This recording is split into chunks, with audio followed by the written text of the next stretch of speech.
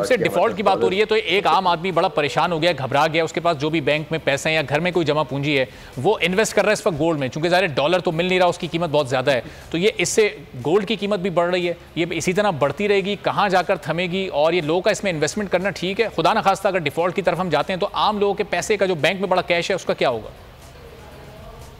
जी, एक तो मैं बहुत क्लियर कर दूं कि ये जो तासुर है कि जी बैंक में से पैसे निकाल लिए जाएंगे, बिल्कुल गलत है। ये बिल्कुल नहीं होना चाहिए। आपका फाइनेंशियल सिस्टम बहुत रोबस्ट है, आपका सेंट्रल बैंक बहुत इस वक्त रेगुलेट जो है ना वो वेल मैनेज्ड है, क्योंकि दुनिया में बहुत अच्छी जो है ना फाइनेंशियल सिस्टम्स में हमारा सिस्टम आता है जो कि वेल मैनेज्ड है। तो इसलिए इसमें कोई ऐसा खदशा नहीं है कि जी बैंक से पैसे निकलवा लें। हाँ, आपकी ये जो बात है कि आपके यहाँ महंगाई क्योंकि बढ़ती है ना, तो आपके यहाँ जो है उसका रिटर्न कहीं और से मिलता नहीं है। अगर महंगाई 24% चल रही है तो कौन सी ऐसी इन्वेस्टमेंट है जो आपको 24% दे सकती है?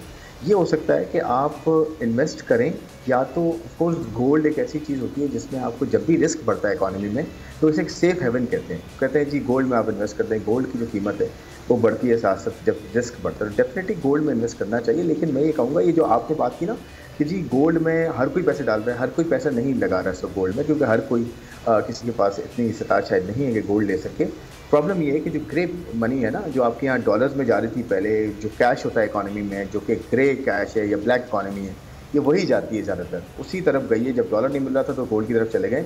ये एक आम आदमी अभी इन्वेस्ट नहीं कर रहा। आम आदमी को करना चाहिए इन्वेस्ट गोल्ड में, प्रॉपर्टी में, जो है बॉन्ड्स में इन्वेस्ट करना चाहिए। स्टॉक मार्केट बहुत नीचे है, यहाँ पे अगर लॉन्ग टर्म के लिए इन्वेस्ट किया जा सकता है तो किया जाए। तो मेरा ख्याल में एक आम आदमी के लिए इन्फ्लेशन हेज कुछ भी हो सकता है, छोटा मोटा कारोबार भी हो सकता है। कोशिश की जाए कि इन्वेस्ट ज़रूर करें। सिर्फ पैसा रख के महंगाई की वजह से उसमें कमी आएगी, उसमें बेहतरी नहीं आएगी। इन्वेस्टमेंट ज़रूरी है।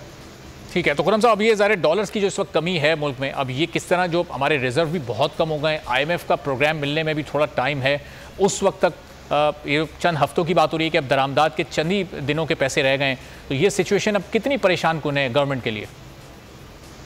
देखिए, मेरे ख्याल में चैलेंजेस बहुत ज़्यादा हैं, और अभी जो है जैसे आपने बिल्कुल सही कहा कि हमारे यहाँ जो है वो रिजर्व्स बहुत कम हैं और हमारे यहाँ कर्ज़ों की अदायगियाँ बहुत ज़्यादा है। सबसे बड़ा जो इस वक्त इशू होना चाहिए गवर्नमेंट के पास, जो गवर्नमेंट प्रायोरिटाइज़ करे, वो है कि कर्ज़ों की अदायगियाँ कैसे की जाएँ।